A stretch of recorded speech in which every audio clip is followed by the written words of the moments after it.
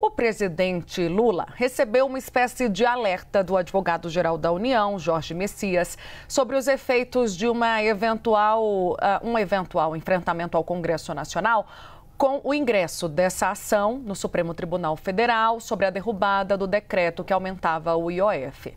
A conversa entre Lula e Messias teria ocorrido ainda na semana passada, depois da decisão do Congresso Nacional de impor uma derrota acachapante ao governo, com rejeição à medida do Executivo. Como nós adiantamos aqui no Bastidores CNN na última sexta, o presidente decidiu acionar o Supremo contra a derrubada do decreto que aumenta o IOF. A informação foi confirmada por interlocutores do presidente da República no Palácio do Planalto.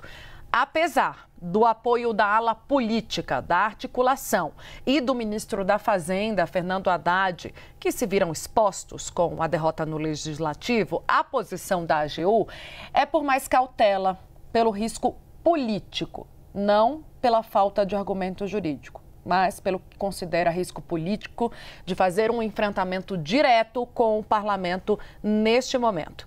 Na semana passada, a gente trouxe uma nota divulgada e assinada por Jorge Messias, quando ele sinaliza já ter pedido à Fazenda informações para embasar os estudos sobre a judicialização do caso. Hoje ele me disse que o caso continua em estudo. A tese jurídica já está construída com o argumento de que a derrubada do decreto pelo Congresso é inconstitucional, que há falta de competência do Congresso para deliberar sobre esse ato do Executivo. Há ainda o argumento de que um PDL, um projeto de decreto legislativo que causou a derrubada do decreto presidencial, ele só é usado em situações extremas. A última vez que esse mecanismo foi usado, por exemplo, remete à era Collor, em 1992, às vésperas da abertura de um processo de impeachment contra o então presidente.